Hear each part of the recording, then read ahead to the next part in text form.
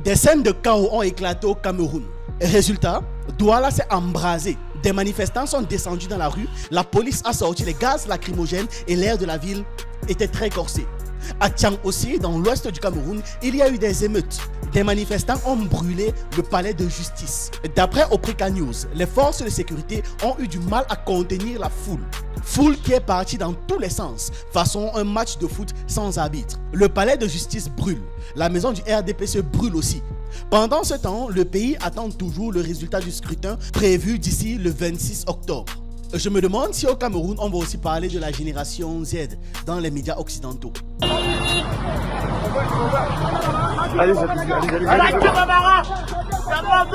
dis-le. Il ne va pas gagner. Le DLR, le capitaine, il ne gagne pas. Il ne gagne pas.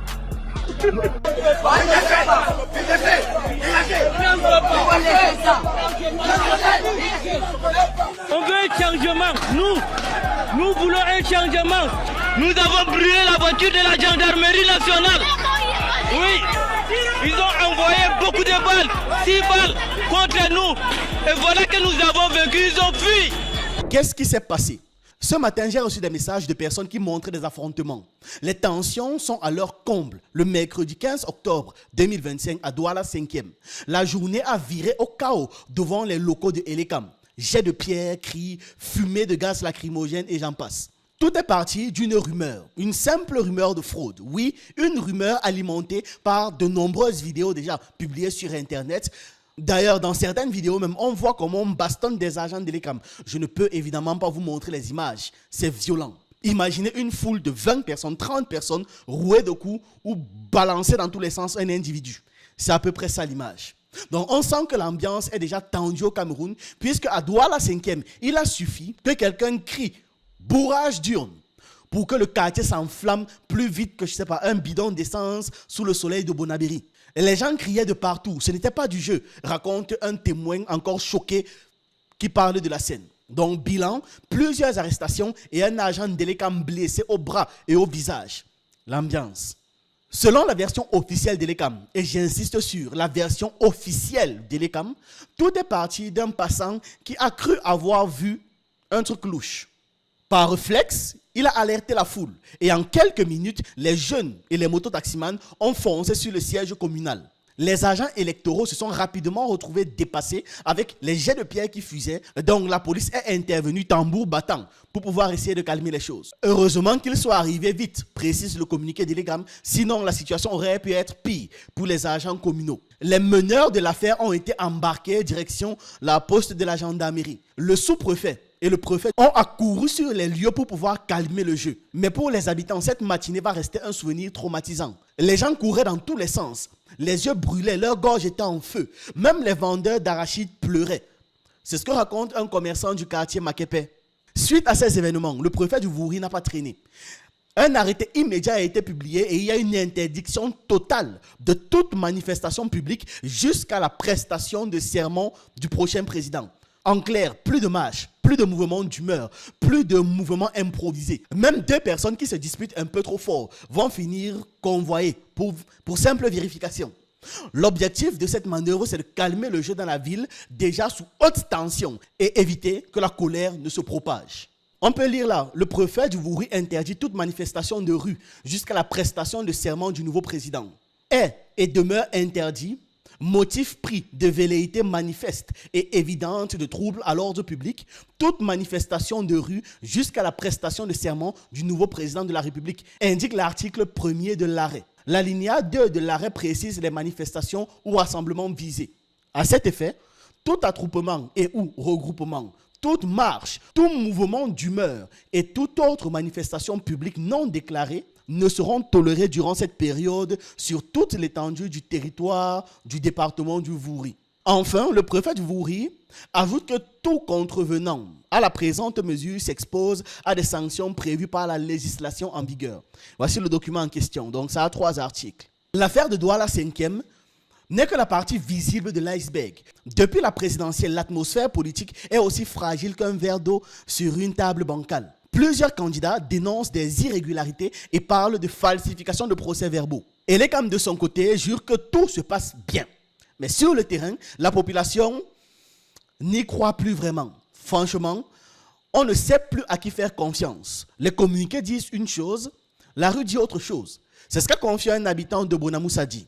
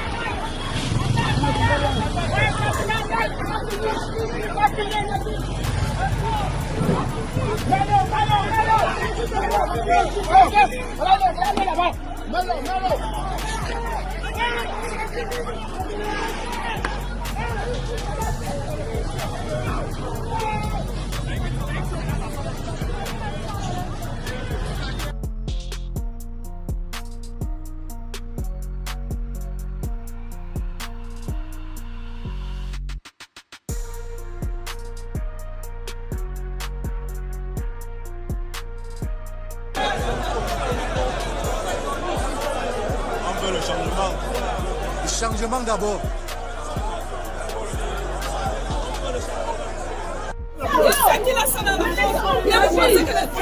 Mais c'est on y agit. Les procès ne sont pas les mêmes gens.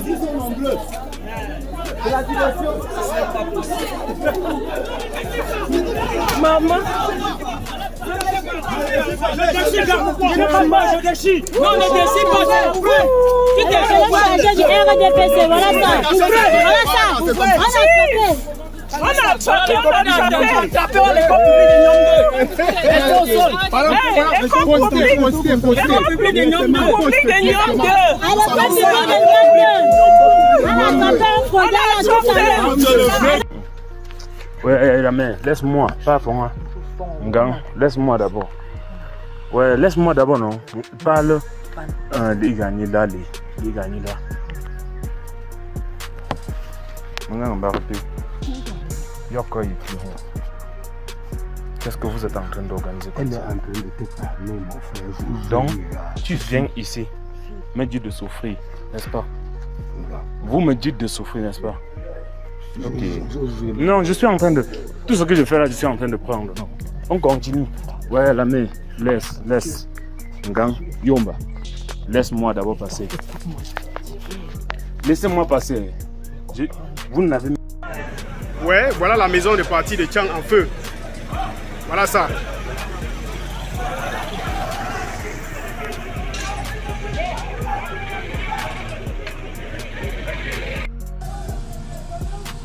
C'est monté les gars, c'est monté. La maison RDPC. Pendant ce temps, on a Douala et d'autres villes qui bouillonnent, comme Marmite d'eau qu'on a oublié au feu. Et absolument tout le monde se demande combien de temps est-ce que ça va encore durer avant que le bouchon ne saute. Fausse identité sur les fichiers électoraux. Elekam dément et appelle à la vigilance. Alors que des allégations circulent sur les réseaux sociaux accusant Élections Cameroun Elekam d'avoir inscrit un électeur sous une fausse identité, l'institution monte au créneau. Dans un communiqué, elle qualifie ces accusations de totalement fausses et sans fondement. Elekam affirme avoir minutieusement analysé le document en question, présenté comme preuve officielle. Or, selon l'institution, plusieurs incohérences flagrantes démontrent qu'il s'agit d'un faux. Parmi les éléments révélés, des traductions approximatives entre le français et l'anglais, un manque de cohérence dans la structure du document, ainsi qu'une non-conformité manifeste avec les normes de codification habituelles de l'organe électoral. Le citoyen en image n'a jamais été inscrit sous une fausse identité, précise le communiqué. L'institution rappelle que toutes les inscriptions sur les listes électorales suivent strictement des dispositions du code électoral en vigueur au Cameroun. Mais au-delà du cas isolé, Elekam y voit une tentative plus large de manipulation de l'opinion publique. Il s'agit d'une manœuvre destinée à semer le doute dans la crédibilité du processus électoral. Semer des doutes, déclare l'institution, tout en appelant les citoyens à ne pas se laisser berner par de fausses informations circulant en ligne. Les tensions ne se sont pas arrêtées à Douala, mais ont aussi explosé le mercredi 15 octobre 2025 à Tchang, dans l'ouest du Cameroun. Des manifestants chauffés à blanc par les rumeurs de fraude électorale ont littéralement pris d'assaut le palais de justice, avant d'y mettre le feu. Oui, le feu. On ne veut plus de mascarade, hurlaient les jeunes, brandissant le drapeau au milieu des flammes et des nuages de gaz lacrymogène. Les forces de l'ordre, d'abord dépassées sur le coup, ont tenté de reprendre la main dans une ville transformée en champ de bataille.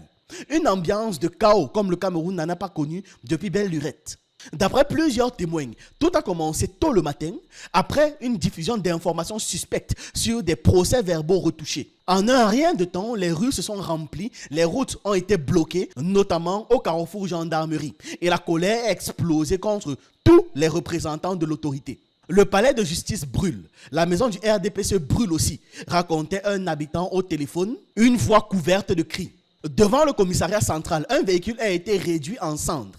Les affrontements ont éclaté un peu de partout. À Tchoualé, à Keleng, à Tchoualé 2. Il y a même eu des tirs de sommation qui répondaient aux jets de pierre. Tout cela dans une cacophonie, un bruit d'insurrection. Les forces de l'ordre, je répète, n'ont pas tiré sur les gens, mais en l'air, pour faire peur et disperser la foule. Sur les réseaux sociaux, les vidéos pleuvaient. Des foules enragées scandaient « Respectez la vérité des urnes ». Ils criaient aussi « Trop, c'est trop ». Banderoles bricolées à la main, slogans criés à plein poumon pour pouvoir se faire entendre de force. Dans la soirée, le chef de la Légion de gendarmerie de l'Ouest a apparu dans une vidéo devenue virale. D'un ton ferme, il a déclaré « La situation est sous contrôle. Les assaillants sont encerclés dans la résidence du recteur de l'université de Tchang. » Du recteur, le centre-ville de Tchang a été sécurisé totalement, à part le bâtiment de Téléville qui a pris feu et une partie de la zone du commissariat. Tous ces malfrats se sont transportés ici chez le recteur. Ils ont commencé à brûler la guérite. Fort heureusement, nous sommes arrivés à Tchang et nous avons une vingtaine d'assaillants dans la résidence du recteur. Nous les délogeons, on a délogé environ 5, les autres sont en haut. Sauf que sur le terrain, les habitants disent tout autre chose. Les flammes continuent de s'élever et les renforts venus de Bafoussam sont toujours en attente. Le préfet de la Menoua a demandé du renfort pour sécuriser la ville parce qu'il avait peur d'une contagion dans les villes voisines. Et pour cause, après Douala, après Bazou, après Bafoussam, il y a Tchang maintenant qui devient la 4e ville à s'enflammer dans ce qu'on appelle déjà la fièvre post-électorale.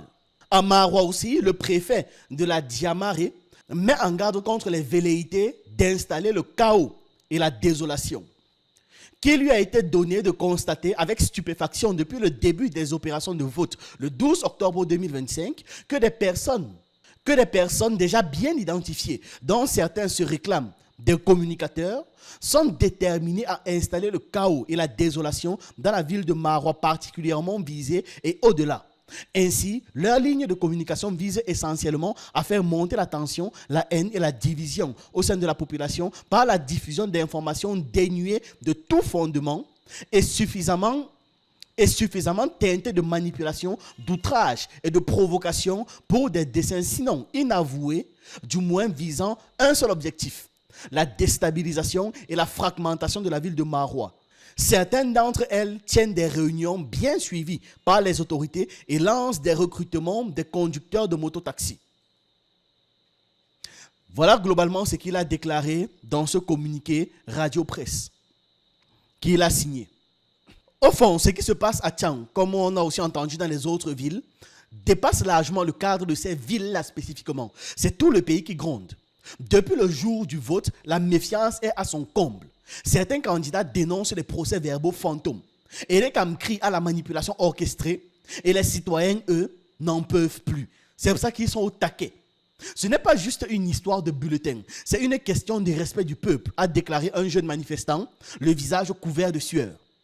Et pendant que la fumée monte encore les collines de la Menoua, une seule question frôle l'air froid de Tchang. Jusqu'où est-ce que la colère va brûler? Cabral Libi s'est prononcé. Les vrais résultats arrivent, pas ceux des réseaux.